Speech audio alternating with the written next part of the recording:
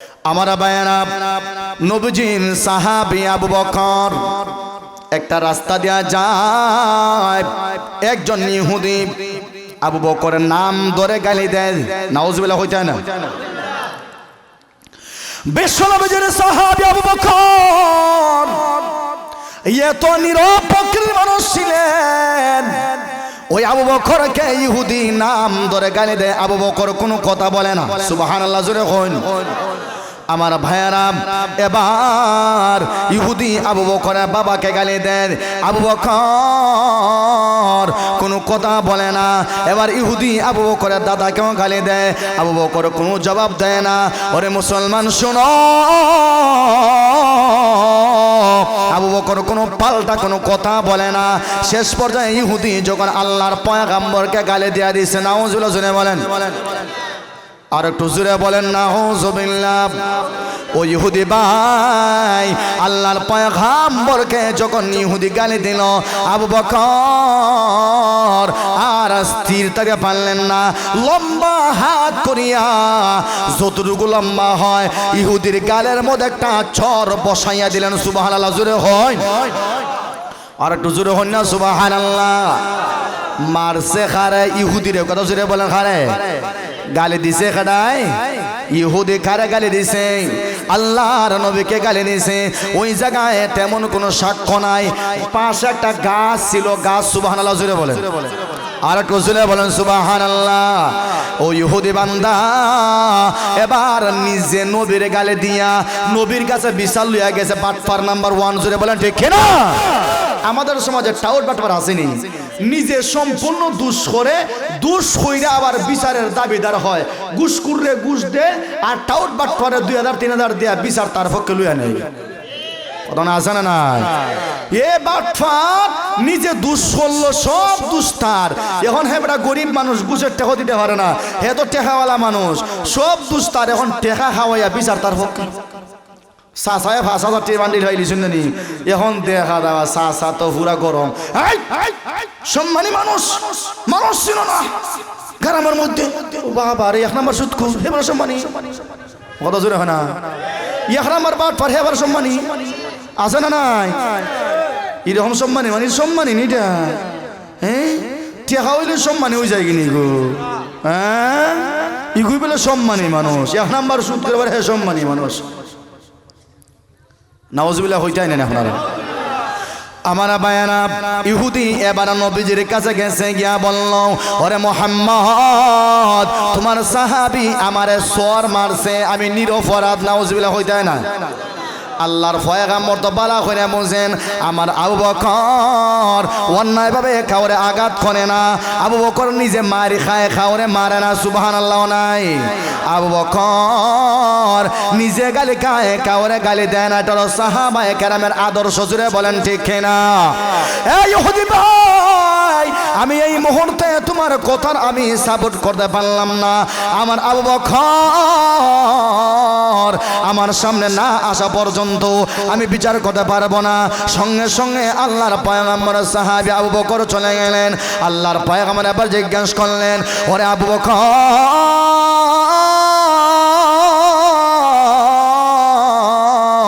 ওই ইহুদি বিচার তোমার পক্ষে বিরুদ্ধে দেয়া দিল, তুমি নাকি তারা গালি দিলা, তুমি নাকি তারা অত্যাচার করলা, তুমি নাকি তারা চর মানলা। ওরে আবু বকর বলো, এটা কতটুকু সত্য? তুমি দোষী না সে দোষী? আল্লাহর পয়গম্বর সাহাবী আবু বকর এবার বলে, ওগো পয়গম্বর শুনো, আপনি জানেন আমি হলাম সত্যবাদী। এর কারণ হলো, আপনি যেদিন নবুয়ত প্রাপ্তি হইলেন, সঙ্গে সঙ্গে আমাকে বললেন, আমি পাল্টা কোনো প্রশ্ন আপনাকে করি নাই, সঙ্গে সঙ্গে আমি আমার জবান দিয়া পড়ে নিয়েছি, লা ইলাহা হো মুহাম্মাদুর রাসূলুল্লাহ সাল্লাল্লাহু আলাইহি ওয়াসাল্লাম। ও নবীজি, আপনি তো আমাকে ভালো করে চিনেন, আপনি আমার সর্বদিক দিয়ে চিনেন, আমি কেমন মানুষ, কেমন লোক। এখন আপনার কাছে বিচার আপনি বলুন চাই, ইহুদি সত্যবাদী না আমি সত্যবাদী? আল্লাহর রাসূল হলেন ন্যায় বিচারক। সুবহানাল্লাহ জোরে বলেন, আর একটু আস্তে হন সুবহানাল্লাহ, আর একটু জোরে সুবহানাল্লাহ। আল্লাহর নবী ন্যায় বিচারক কি ন্যায় বিচারক ছিলেন না? আল্লাহ নবী বলেন, আবু বকর রে, যতই আমার তাবিজ ফরা দেও, যতই আমার ভানি ফরা দেও যে আপনি সত্যবাদী, এইটা এই জায়গায় আজকে তো সাক্ষী লাগবো, প্রমাণ লাগবো আপনি সত্যবাদী কিনা। সুবহানাল্লাহ জোরে হয়ে যায় না নি ভাই? আবু বকর তো সাক্ষী প্রমাণ আসেনি, আসেনি, কিচ্ছু নাই। আল্লাহর নবী এবার বিরুদ্ধে রায় দিয়ে দিবেন, চরের বদৌলতে চর। কথা জোরে হয় না? আমগো দেশে সুরের বিচার যদি হাত খাড়া হইতো, ঘুষ গাওয়ার খেউ চুরি করতো নি। কথা জোরে হয় না? যে ওই দেখলো না হলো নাকি রে চুরি করছিল আর হাত খাড়া গেছিল নি, আমি চুরি করতাম না গো। কথা জোরে হন ঠিক বেটে? কিন্তু এক শ্রেণীর প্রত্যেক গ্রাম আছে যে চুরি করে তারা শেলডার দেয়, মুড়া একটা ফুটাইলে আছে তার ভিজি দিয়ে। আছে না নাই? এটা গাছের মুড়া একটা ভিজি দিয়ে আছে তার, তুই চুরি করিস আর আমার কিছু দিস, বিচার দরাত খাইলে আমি তো আসি। আছে না নাই? সুরের পক্ষে আছে না? হ্যাঁ আছে না নাই? আছে। বলতেছিলাম নবীজি রায় দেয়া দিবেন, আল্লাহ দেখতেছেন নি। কথা জোরে হননি আপনারা? ও শুধু শুধু ভাইরা সিঁড়ির মধ্যে বসে ঠান্ডা লাগে না নি? কমলো ঠান্ডা লাগে না? লাগেতে নিচে আসতে হয় না বেটা, দুধ নিচেলাম ঠান্ডা লাগে, তারপর নিচেলাম তো চায় না। এই তো সুন্দর হয়েছে না আলহামদুলিল্লাহ? এই জুড়ে হন আলহামদুলিল্লাহ। ঠান্ডা লাগে তারপরও নিচে বইতো না। কি যা যুবক হল বুঝো, 4 ঘন্টা হন ঘুরাইতে হে রাজি, 1 ঘন্টা কেন বইতে তার রাজি না। কতজন আছে না নাই? আমার ভাইয়েরা, আবু বকর নিচের দিকে মাথা দিয়ে আল্লাহর জিকির করতেছেন, জুড়ে বলেন সুবহানাল্লাহ। ওয়া যাকারাল্লাহ কাসীরা।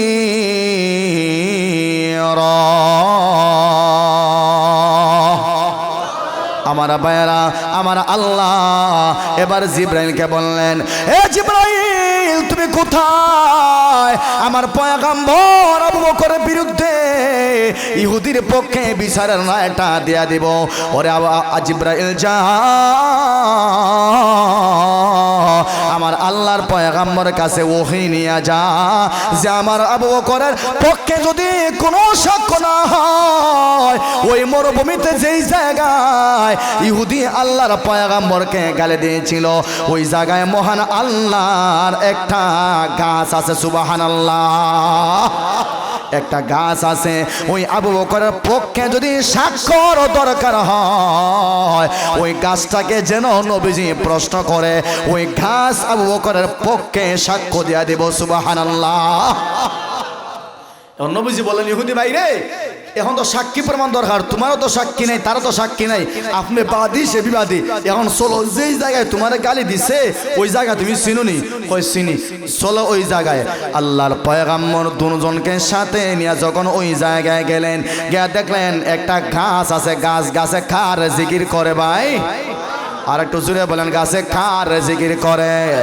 ওই গাছকে আল্লাহর পয়গম্বর প্রশ্ন করলেন, এ গাছ, এখানে কেউ ছিল না, এখানে শুধু ছিল ইহুদি, এখানে ছিল আমার সাহাবী আবু বকর। আমার কাছে বিচার গেছে আবু বকর নাকি নিরপরাধ ভাবে একেবারে অন্যায়ভাবে ইহুদির গালে চর মারলো। ওরে গাছ বলো, দোষীকে আর নির্দোষকে সঙ্গে সঙ্গে মহান আল্লাহ গাছের জবানটা খুলে দিলেন। সুবহানাল্লাহ। গাছ এবার বলতেছে, নবীজি, ও নবী, আবু বকর দোষী নাই। আবু বকরের বাবারে গাল্লিছে, আবু বকর কিছু বলে নাই, নিজেরে গাল্লিছে, কিছু বলে নাই, দাদা 14 গোষ্ঠী তুলে ইহুদি বকা দিছে, কিচ্ছু বলে নাই। কিন্তু যেই মুহূর্তে ইহুদি আপনারে গালি দিছে, আবু বকরের শরীরে তো রক্ত আছে, আবু বকর আর বরদাস্ত করতে পারে নাই, জোরে ফাঁস আঙ্গুল বসায় সর মারছে। সুবহানাল্লাহ। গাছে কথা বলতে পারেনি, কথা জোরে হয় না। নবী যদি গাছরে জিকায়, ও গাছ তুমি বালানি, গাছে কথা বলতে পারেনি, কথা জোরে হয় না। এ মুসলমান ভাই, প্রমাণ দেয়া যায় আল্লাহর পয়গম্বর যে গাছের মিম্বরে বসিয়া, গাছের একটা থুম ছিল, এরকম একটা গাছের গোড়া ছিল, নবীজি প্রথম খুতবা দিতেন এই গাছের গোড়ায় বসিয়া। সাহাবায়ে কেরাম যখন সুন্দর একটা মিম্বর বানাইলেন, আল্লাহর পয়গম্বর ওই গাছের থুমটাকে সরায় রাখলেন। সুবহানাল্লাহ জোরে হইতে না? সরায় রাখছেন। আল্লাহর পয়গম্বর এরকম নতুন গাছের মিম্বরে বসিয়া খুতবা দিতেছেন, হঠাৎ করে নবীজির কানে একটা আওয়াজ, কান্নার আওয়াজ, কান্নার আওয়াজ, করুণ সুরের একটা কান্নার আওয়াজ। আল্লাহর পয়গম্বর বললেন, ওরে সাহাবায়ে কেরাম বলো ওই কান্নার আওয়াজটা কোথায় থেকে আসছে তোমরা কি জানো? আল্লাহর পয়গম্বর সাহাবায়ে কেরাম বলেন, ও নবী, না না, তুমি জানো আর আল্লাহ জানে, তুমি জানো আল্লাহ জানে, তুমি জানো আল্লাহ জানে, সুবহানাল্লাহ নাই? আর আজকে আমরা হই ইমাম সাহেব জানে না আমি জানি, ইমাম সাহেব জানে না আমি জানি, ইমাম সাহেব গোড়া ডান্ডা জানে আমি সকলটা জানি। কথা জোরে হয় না? আসানা মিসা ইমাম সাহেব ঘোড়ার এন্ডা জানে, আমি তো সকলটা জানি। আসানা নাই? সাহাবায়ে কেরাম দেখছেন, শুনেন, তারপরেও সাহাবায়ে কেরাম বলেন না আমি জানি, বলেন আপনি জানেন আমার আল্লাহ জানে, আপনি জানেন আর আমার আল্লাহ জানে, সুবহানাল্লাহ নাই? আমার ভাইয়েরা, আল্লাহর পয়গম্বর এবার গাছের দিকে লক্ষ্য করলেন, ওই গাছের তুম থেকে কান্নার আওয়াজ আসতেছে। আল্লাহর পয়গম্বর ওই গাছের কাছে গেলেন, ওই গাছটাকে এরকম নবীজি জড়ায় ধরলেন, নবীজি চুমা দিলেন। এবার গাছটাকে জিজ্ঞেস করলেন, এ গাছ কেন তুমি কাঁদতেছো? গাছ এবার জবান খুলে বলে, ওগো পয়গম্বর শোনো, এতদিন তোমার স্পর্শ পেয়েছি, আমার বড় আনন্দ লাগছিল। আমি তো জান্নাতে যাব কোনো সমস্যা নাই, কিন্তু তোমার স্পর্শ পাই আমি গাছ, আমি নিজেকে ধন্য মনে করেছিলাম। আজকে আমাকে সুন্দর মিম্বর পাইয়া তরক করে দিনা, আমাকে সাইরা দিনা, এই ব্যথা এই বেদনায় আমি সহ্য করতে পারি নাই, এর জন্য আমি ঘাস কাঁদতেছি। সুবহানাল্লাহ। গাছ কাঁদিস না, সমস্যা নাই, আমি নবীজি তোর লইয়া জান্নাতের ভিতর ঢুকবো। সুবহানাল্লাহ হইতে হয় না? নবীজি যদি গাছ লইয়া জান্নাতের ভিতর ঢুকতে চান, আমরা রে লইয়া নবীজি ঢুকতে চান, এই আশা আমাদের আছে না নাই? এই আমাদের আশা আছে না? তাহলে একটা আমল করতে পারবাইনি। কথা জোরে হয় না? কয়টা আমল? একটা আমল করতে পারবা তো ইনশাআল্লাহ? একটা আমল হইল, قال النبي صلى الله عليه وسلم من أحب سنتي فقد أحبني ومن أحبني كان معي في الجنة। سبحان الله। নবীজি বলেন, যে আমার একটা সুন্নতের মহব্বত করলো সে আমি নবীকে মহব্বত করলো, আর যে আমি নবীর মহব্বত করলো সে আমার সঙ্গে জান্নাতের ভিতরে গেল। না সুবহানাল্লাহ বাইরে দিয়া হইবে না এখনো? তাতে জুড়ে হয় না সুবহানাল্লাহ? নবীর সঙ্গে জান্নাতে যাওয়াটা একটু সহজ কোনো ব্যাপার? এটা ইন্ডিয়ার হালুয়া নি, হালুয়া যে কইলই ভাই নিলাম না। নবীজি বলছেন, আমার একটা সুন্নতরে ভালোবাসলে আমি নবীর সঙ্গে তুমি জান্নাতের ভিতরে ঢুকবাই। সুবহানাল্লাহ জুড়ে হন ভাই? এখন নবীর সুন্নতের ভালোবাসা দরকার আছে না নাই? এখন নবীর সুন্নত কি কি হইতাম নি? আগে শুরু শুরু সুন্নত হই।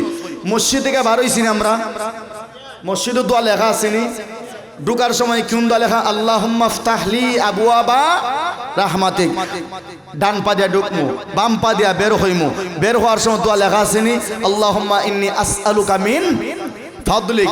এবারে ঘরের ভিতরে ঢুকার দোয়া আছে, খানা খাওয়ার দোয়া আছে, ঘুম থেকে উঠার দোয়া আছে, গোসলের দোয়া আছে, দুধ খাওয়ার দোয়া আছে, আর মেহমানদারিতে গেলে মেহমানদারি খানা খাওয়ার পর দোয়া আছে না নাই? হুজুর দোয়া কইলে কম খাইলে ফেট পড়ে যায়, লেগে দোয়া কইলে মহতাজুর হয় না। এজন্য নবীজির ছোট্ট ছোট্ট সুন্নত গুলার সঙ্গে আগে সম্পর্ক লাগাইতে হইব। নবীজির ছোট্ট ছোট্ট সুন্নত গুলার সাথে যখন আপনি সম্পর্ক লাগাইবেন না, আপনি দেখবেন তখন বড় বড় সুন্নত গুলা মানতে আপনার জন্য একেবারে সহজ হয়ে যাবে। সুবহানাল্লাহ জুড়ে বলেন ভাই।